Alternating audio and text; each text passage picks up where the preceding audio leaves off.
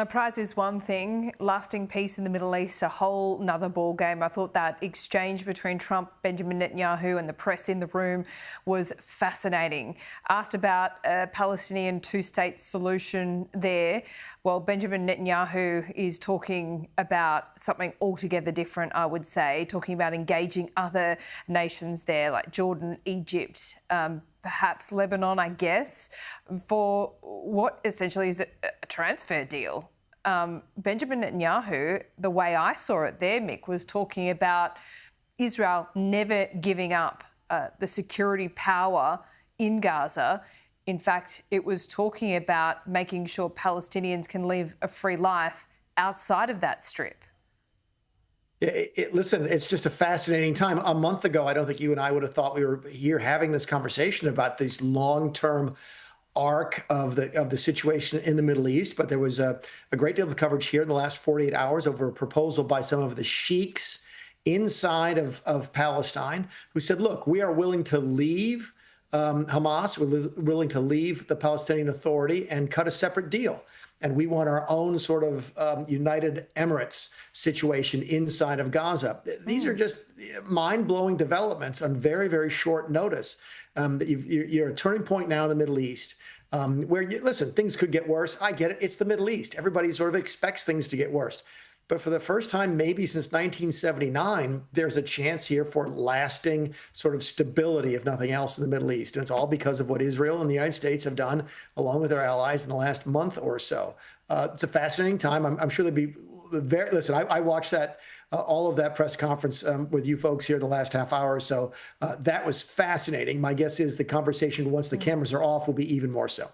Yeah, I think so too. And I think Trump, reading into what he was saying there, at least in front of the cameras, he is wary about the US getting involved in any lengthy way here, because what Benjamin Netanyahu is talking about as some kind of lengthy solution is going to take some time. So to me, it felt like Trump is still wanting to keep that distance.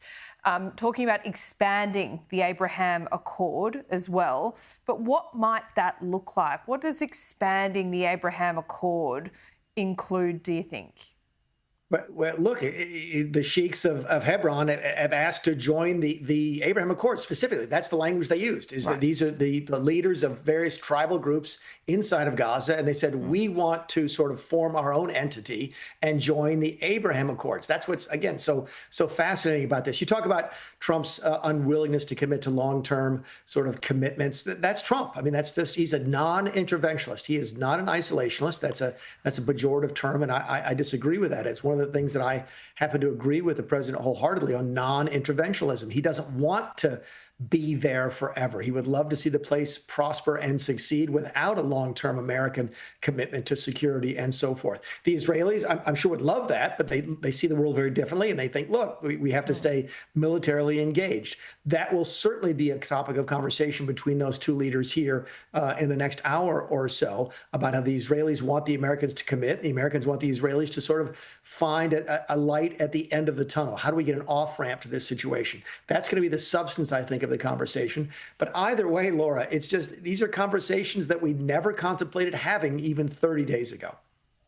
Okay, one final question on tariffs. We've seen this extension to August 1. We've seen a few moves there. We've seen the markets also react there in the US. What do you think this means, essentially? So Korea, South Korea, Japan, 25% tariffs. Everyone else still waiting, but probably likely status quo for many of us, including Australia. Yeah, I mean, the list included Bosnia and Herzegovina, which doesn't really move the needle much, right? But certainly Japan is a friend and a close partner and a trading ally.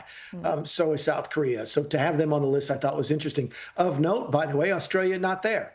And I think what you've heard telegraphed from the Treasury Department is either, number one, more letters are coming out in the next couple of days. So we'll look for a letter to Australia in that batch. But also they said, look, if you've been dealing with us and we feel like we're making progress, we don't feel the need to sort of send these letters. So we're curious to see where Australia falls. But yes, you're right. The two most noteworthy names on that list were Japan and South Korea, huge trading partners for the U.S.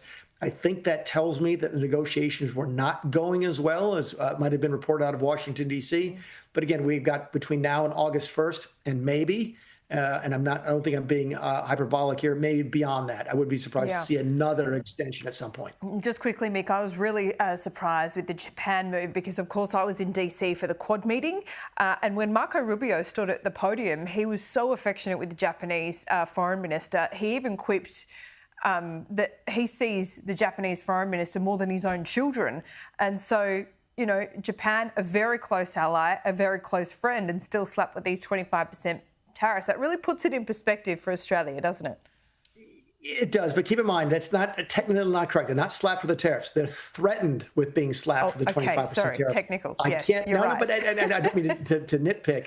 But the point of the matter is, I wonder how much of this is negotiation, sort of leverage that Trump administration is trying to find out. We will see the next couple of days. Yeah, we will see. Mick Mulvaney, always great to talk to you. Thanks so much.